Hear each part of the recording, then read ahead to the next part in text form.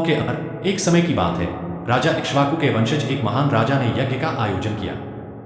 यज्ञ पूर्ण होने के बाद ऋषियों ने कहा, राजन, अब मृत्यु के भय से मुक्त होने के लिए तुम्हें उस वृक्ष के नीचे ध्यान करना होगा जिसे स्वयं ब्रह्मा ने अक्षय कहा है। राजा ने पूछा, ऋषियों, कौन सा वृक्ष अक्षय है? ऋषियों ने उत्तर दिया, अक्षयवट जो त्रिवेणी संगम पर स्थित है। वह वृक्ष न केवल साक्षी है सृष्टि के आदि का, बल्कि वह स्वयं साक्षी है प्रलय के समय का भी। जब सब कुछ जलमग्न हो जाता है, वह वट वृक्ष तब भी अडिग खड़ा रहता है। हे वट वृक्ष, क्या आप ब्रह्मा हैं? वृक्ष ने उत्तर दिया, मैं ब्रह्मा का प्रतीक हूं, क्योंकि मेरी शाखाएं ऊपर की ओर हैं और जड़ें नीचे, जैसे ब्रह्मा की सृष्टि। मैं शिव का प्रतीक हूं, क्योंकि मैं प्रलय में भी अडिग रहता हूं। और मैं विष्णु का प्रतीक हूं, क्योंकि मेरी छाया में जीवों का पालन होता है। किंतु जो मेरे नीचे ध्यान करता है, वह अक्षय ज्ञान को प्राप्त करता है, मृत्यु से पार का ज्ञान। राजा को ध्यान में मृत्यु के सभी पुनर्जन्म की यात्रा, कर्म की गति और आत्मा का स्वभाव समझ में आया। जब वे उठे तो उनकी आंखों में रोशनी नहीं, ज्ञान का प्रकाश था। उन्होंने अपनी समस्त सत्ता प्रजा और धर्म को समर्पित कर दी और स्वयं अक्षयवट के नीचे बैठकर ध्यान में लीन हो गए। वहीं उनका शरीर त्याग हुआ और कहा जाता है, वहां ध्यान करने से व्यक्ति को मृत्यु और जीवन के पार का ज्ञान प्राप्त होता है। वहां पहुंचे, वटवृक्ष के नीचे बैठकर ध्यान में लीन हो गए। कई दिनों तक तप करने के बाद वृक्ष ने उनसे स्वयं संवाद किया। एक वटवृक्ष के रूप में ब्रह्मा की वाणी सुनाई दी, हे राजन, मैं वही वृक्ष हूं जिसके नीचे भगवान श्री कृष्ण ने विदुर से नीति संवाद किया था। मैं वह वृक्ष हूं जिसके नीचे वेद व्यास ने भविष्य को देख लेखन किया था। और मैं वही वृक्ष हूं जिसके नीचे महाकाल की छाया आती है, परंतु वह मुझे न छू सके। राजा ने पूछा, उसकी जड़ को जान लेने से सारी शाखाएं जानी जा सकती हैं। यहां मूल आत्मा है और शाखाएं जीवन के अनुभव हैं। अध्याय 15 पुरुषोत्तम योग। भगवद गीता में भगवान श्री कृष्ण एक विशेष वृक्ष का उल्लेख करते हैं जिसे उल्टा अश्वत्थ वृक्ष कहा गया है। ऊर्ध्वमूलमद शाकम श्वत्थ प्राहुर्व्यय 15.1। इस सार रूपी अश्वत्थ वृक्ष को कहा गया है जिसकी जड़ें ऊपर हैं, ब्रह्मा में, शाखाएं नीचे हैं, माया में। विश्लेषण। ऊर्ध्वमूलम ब्रह्मा में स्थित मूल जड़, शाकम नीचे की इच्छाएं, कर्म, भोग। अश्वत्थ पीपल वृक्ष अक्षय होता है। अश्वत्था that which does not remain the same tomorrow fleeting, yet immortal in symbolism। यहां यह वृक्ष संसर्ग का प्रतीक है और कृष्ण कहते हैं कि इसे वैराग्य और विवेक की तलवार से काट दो, तब जाकर अक्षय पद, नित्य आत्मा प्राप्त होता है। अक्षयवट की चर्चा प्रयागराज त्रिवेणी संगम में आती है। वे मुक्ति को प्राप्त हुए। एकात्मक अर्थ। वटवृक्ष, बन्यान ट्री, दीर्घायु, ज्ञान का आश्रय, योग का प्रतीक। अक्षय जो समाप्त न हो, सत्य, ज्ञान, धर्म, आत्मा। जड़ें नीचे, शाखाएं ऊपर, उल्टा वृक्ष, जैसा गीता में कहा गया है। ऊर्ध्वमूलमद शाकम श्वत्थ प्राहुर्व्यय। अध्याय 15 श्लोक 1। अक्षयवट वह स्थान या अवस्था जहां ज्ञान कभी समाप्त नहीं होता, जहां मृत्यु का भय समाप्त होता है और जहां आत्मा को स्वरूप का बोध होता है। अक्षवृक्ष हमें सिखाता है कि यदि हम अपने भीतर अडिग जड़ें, ज्ञान की शाखाएं और सत्य का तना विकसित करें, तो हम भी जीवन की हर प्रलय में अडिग रह सकते हैं और वही हमारे भीतर का अक्षय वृक्ष बन जाता है। वेदों में वृक्षों को जीवन के स्तंभ के रूप में देखा गया है। वृक्ष की जड़ें भूतकाल, तना वर्तमान, शाखाएं भविष्य। यजुर्वेद 36.12 में आता है, वृक्षों जीवलोके निहितः। यह वृक्ष इस जीवलोक में छिपा हुआ जीवन का रहस्य है। छांदोग्य उपनिषद 6.11 उदास स्माइली। सत्यकम ने अपने गुरु से पूछा, वृक्ष कैसे जीवित है? गुरु उत्तर देते हैं, तस्य मूलं ज्ञात्वा शाखा जानाति, इतना की स्थिरता का प्रतीक है। जड़ों की तरह स्थिरता, शाखाओं की तरह विस्तार। वृक्ष नीचे ध्यान। बुद्ध, महावीर, सावित्री सभी ने वृक्ष के नीचे सत्य की खोज की। वृक्ष साक्षी होता है जैसे आत्मा। वृक्ष अपने फल स्वयं नहीं खाता जैसे ज्ञानी केवल देता है, लेता नहीं। वटवृक्ष दीर्घायु, संरक्षण, चिरंतन जीवन। पीपल अश्वत्थ ब्रह्मा विष्णु शिव का त्रिगुणात्मक स्वरूप। बोधिवृक्ष ज्ञान का अंकुरण स्थल। कल्पवृक्ष इच्छाओं की पूर्ति करने वाला, लेकिन जब केवल इच्छाएं मुक्त हो जाए। अक्षय वृक्ष जिसकी जड़ आत्मा में हो और जो संसार में बिना ऊंचे छाया देता रहे। बीज अंकुर तना शाखाएं फूल फल बीज। जन्म विकास कर्म फल मृत्यु पुनर्जन्म। लेकिन अक्षय वृक्ष वह है जो बीज और फल से परे केवल साक्षी रूप में है। जैसे आत्मा न जन्मती है, न मरती है, न बढ़ती है, न घटती है। वृक्ष पंचमहाभूतों का जीवित प्रतीक है और जो उन्हें संतुलित करता है वही अक्षय होता है।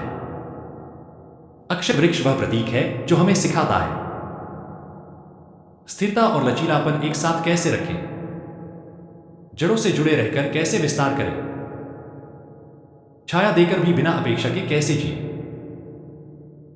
कैसे आत्मा की चेतना में स्थित होकर संसार में कार्य करें लेकिन उससे बंधे नहीं। वृक्ष जैसी संरचना न्यूरॉन्स और ब्रेन नेट कहा गया है कि जब प्रलय में संपूर्ण सृष्टि जलमग्न हो जाती है तब भी केवल यह वटवृक्ष बचा रहता है। यह वृक्ष वह है जिसके नीचे भगवान विष्णु ने बालक रूप में ध्यान किया था और उसे देखने के लिए परम शिव स्वयं प्रकट हुए थे। स्त्रियां वटवृक्ष की पूजा करती हैं क्योंकि यह दीर्घायु, अक्षय सौभाग्य और पति की रक्षा का प्रतीक है। यह कथा सावित्री और सत्यवान की है, जिसमें सावित्री ने यमराज से अपने पति का जीवन वापस लिया और यह सब वटवृक्ष के पास हुआ। वृक्ष ब्रह्मांडीय संरचना का प्रतीक। वृक्ष क्यों अक्षय है? क्योंकि यह युगों युगों तक जीवित रहता है, जैसे वटवृक्ष। क्योंकि यह जीवन और मृत्यु के पार की चेतना का वाहक है। क्योंकि यह आत्मा की तरह साक्षी है, न जन्म न मृत्यु। पतंजलि योग सूत्र में ध्यान की अनेक विधियां हैं, उनमें वृक्ष ध्यान एक है, जहां साधक वृक्ष के नीचे बैठकर उसकी जड़ों की तरह स्थिरता, तने की तरह संतुलन और शाखाओं की तरह खुलाव की अनुभूति करता है। अक्षय वृक्ष केवल एक पेड़ नहीं, एक चेतन स्थिति है जो ब्रह्मा से जुड़ी हो, ऊर्ध्वमूलम, जो माया से प्रभावित हो, स्थिर, जो ज्ञान और ध्यान का फल देती हो, जो संरक्षण, दीर्घायु और मुक्ति की छाया देती हो। अक्षय वृक्ष हमें यह स्मरण कराता है कि यदि हम आत्मा की जड़ों से जुड़े रहें तो संसार की आंधियां हमें गिरा नहीं सकती। वृक्ष की उल्टी संरचना ऊर्ध्वमूलम अध शाकम गीता 15.1। ऊर्ध्वमूलम मूल ऊपर है, यानी ब्रह्मा में स्थित जड़। अध शाकम नीचे फैली शाखाएं, यानी संसार में व्याप्त इच्छाएं, कर्म, संबंध। यह उल्टा वृक्ष दर्शाता है कि हम जिन चीजों को ऊपर और बाहर मानते हैं उनका मूल भीतर और ऊपर है, चेतना में। प्रतीक बोध। संसार में जो कुछ भी दिखाई देता है वह चेतना की डाली है, उसका मूल अदृश्य ब्रह्मांड है। तात्विक दृष्टि से जड़ से ऊर्जा ऊपर चढ़ती है, जैसे कुंडलिनी शक्ति। फल नीचे आते हैं, जैसे कर्मफल। वृक्ष हमारे भीतर का जीवात्मा से परमात्मा की ओर उठने का मार्ग है। वृक्ष की जड़ें भूतकाल, अतीत के संस्कार। तनावमान, जीव का वर्तमान स्वरूप। शाखाएं और फल भविष्य, कर्मों का फल, संभावनाएं। अक्षय वृक्ष वह है जिसकी जड़ें कालातीत हैं, वह काल से परे है। वह ऋत, कॉस्मिक ऑर्डर का प्रतीक है, न कि केवल काल, लिनियर टाइम का। हमारे तन, अवचेतन और अचेतन मन का भी प्रतीक है। मूल, रूट, अचेतन, अनकॉन्शियस। तना अवचेतन, सबकॉन्शियस। शाखाएं और पत्तियां चेतन मन, कॉन्शियस थॉट्स। आध्यात्मिक साधना का अर्थ है जड़ों, अचेतन की ओर लौटकर वहां छिपी शक्ति को जागृत करना। Vrikshasana, tree pose. यह शरीर और चेतन। मानव मस्तिष्क में न्यूरॉन्स की संरचना भी एक वृक्ष के समान होती है। डेंड्राइट्स, शाखाएं, एक्सॉन, तना और सिनेप्स, फल संकेत। जैसे वृक्ष मिट्टी से पोषण लेकर ऊपर फल देता है, वैसे ही मस्तिष्क अचेतन से जानकारी लेकर चेतन में अनुभव देता है। प्रतीकात्मक रूप से अक्षय वृक्ष चेतना का न्यूरोबायोलॉजिकल मॉडल। वृक्ष एक जीवित सिस्टम। जड़ें, तना, शाखाएं, पत्तियां, फल सभी एक दूसरे से इंटरकनेक्टेड और इंटरडिपेंडेंट हैं। जैसे किसी हिस्से में विष जाता है पूरा वृक्ष प्रभावित होता है। यह सिस्टम्स थिंकिंग का मूल है। Whole is greater than the sum of its parts. आधुनिक संगठन, ऑर्गेनाइजेशंस, समाज और इकोसिस्टम को भी अक्षय वृक्ष की तरह सोचने की जरूरत है, rooted in values, open to growth. वृक्ष जीवन चक्र का केंद्र। ऑक्सीजन देना, कार्बन डाइऑक्साइड अवशोषित करना, पानी को संरक्षित करना, मिट्टी को पकड़ना। वृक्ष पृथ्वी के अक्षय संसाधनों के संरक्षक हैं। अक्षयता, सस्टेनेबिलिटी। अक्षय वृक्ष का अर्थ है वह प्रणाली जो स्वयं को नष्ट किए बिना निरंतर पोषण करती है। यही आधुनिक सस्टेनेबल डेवलपमेंट गोल्स (SDGs) का मूल है। आज का पर्यावरण संकट केवल वृक्षों की कटाई नहीं, अक्षय वृक्ष चेतना की कटाई है। वृक्ष के बीच में पूरा वृक्ष निहित होता है, जैसे क्वांटम वेव में विकासशील वृक्ष संरचना पर आधारित है। भविष्य का AI अगर चेतन बनता है तो वह भी वृक्षवत होगा, rooted in logic, branching into learning, bearing ethical fruits. Akshay वृक्ष केवल धार्मिक या पौराणिक प्रतीक नहीं, बल्कि एक गहराई से एकीकृत वैज्ञानिक और चेतनात्मक संरचना है। अक्षय वृक्ष चेतना, संतुलन और अनंत फल देने वाली प्रणाली। समाज, संस्थान, तकनीकी प्लेटफॉर्म को वृक्ष रूपी प्रणाली के रूप में देखना। इसकी जड़ें, नैतिकता, तना, संरचना, शाखाएं, सेवाएं, फल, परिणाम, जैसे conscious governance, living organisations, self healing communities. नवाचार, एक ऐसा डिजिटल या भौतिक वृक्ष मॉडल जो किसी संस्था, शहर, स्कूल को संतुलन, पुनर्नवाह और दीर्घकालिकता के साथ चलाने का ब्लूप्रिंट बने। शिक्षा को केवल पाठ्यक्रम नहीं, बल्कि वृक्ष के रूप में सीखना। रूट्स जिज्ञासा, विनय, ट्रंक गीता, विवेक, ब्रांचेस कौशल, प्रयोग, विचार, फ्रूट सेवा, समाधान। नवाचार, एक शिक्षा ऐप या प्रणाली जो विद्यार्थियों को अपने ज्ञान वृक्ष को उगाने देती है उनके भीतर से। भारतीय दृष्टिकोण से वृक्ष एक देवता, चेतन प्राणी और ब्रह्मांडीय तत्व है। इसका उपयोग करके हम एक नए इकोलॉजिकल मॉडल बना सकते हैं जहां सारी संभावनाएं बी क्वांटम टेंशन, अंक वेव कोलैप्स, ऑब्जर्वेशन, फल मैनिफेस्टेड रियलिटी रूप में। बीज का विकास नहीं होता, बल्कि संभावना साकार होती है। यही ब्रह्मा से संसार की उत्पत्ति का क्वांटम दृष्टिकोण है। वृक्ष मानव व्यक्तित्व का मॉडल। सेल्फ डेवलपमेंट, जड़ों की सफाई, तने की मजबूती और शाखाओं का विस्तार। कार्ल जंग के इंडिविजुएशन प्रोसेस को भी हम वृक्ष के रूप में समझ सकते हैं।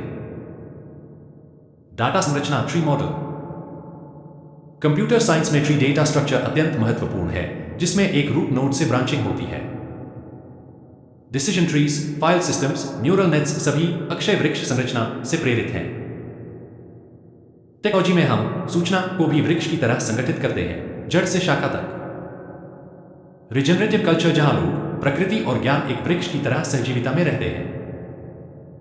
Indigenous wisdom, permaculture, slow growth models, सबका मूल यही है। जड़ों से जुड़े रहो और अपने आसपास की छाया फैलाओ। आधुनिक समाज को विकासशील वृक्ष से अक्षय वृक्ष बनना होगा जो संसाधनों को नष्ट नहीं करता, बल्कि पुनर्नवा करता है। AI tree models, decision trees, recursive functions, learning models सभी। हर पौधा जीवंत आत्मा, हर जंगल सामूहिक चेतना। पर्यावरणीय नीति, धर्म प्लस विज्ञान का समन्वय। नवाचार, रित आधारित पर्यावरण नीति, रता बेस्ड इकोलॉजिकल गवर्नेंस, जहां नीति प्राकृतिक धर्म रित से उत्पन्न हो। हर व्यक्ति एक वृक्ष, उस भावनाएं पत्तियां, विचार शाखाएं, मूल भावना जल। भावनाओं के प्राकृतिक प्रवाह को समझने का माध्यम बन सकता है।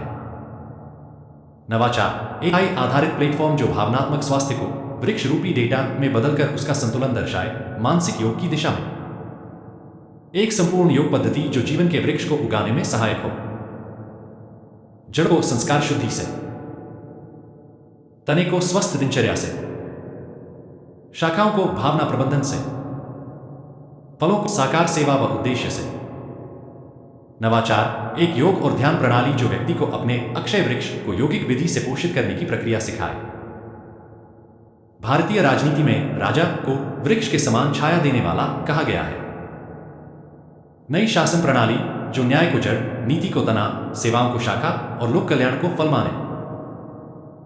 नवाचार एक प्रशासनिक प्रणाली जो पंचतंत्र, गीता और पर्यावरणीय संतुलन से निकली हो, living constitution through Akshay tree model. AI system जो मानव की तरह विकसित नहीं बल्कि अक्षय वृक्ष की तरह अनंत रूप से सीखता और फल देता हो। नवाचार एक एआई मॉडल जो बीज, डेटा से फलों, उत्तर तक की प्रक्रिया को वृक्ष के प्रतीक में समझे और जिसमें मूल्य, नैतिकता और पुनर्निर्वाह क्षमता अंतर्निहित हो। गीता, उपनिषद, आयुर्वेद, ज्योतिष, योग और विज्ञान को एक अक्षय वृक्ष संरचना में संगठित करना जिससे नई पीढ़ी अपने मूल को वैज्ञानिक प्रतीकों के माध्यम से समझ सके। नवाचार एक इंटरेक्टिव प्लेटफॉर्म या म्यूजियम इंस्टॉलेशन जो भारतीय ज्ञान को वृक्ष के प्रतीकों के माध्यम से दर्शाए। अक्षय वृक्ष ज्ञान, चेतना और अस्तित्व का ऐसा प्रतीक है जो भारतीय परंपरा से आधुनिक नवाचारों की नींव बन सकता है।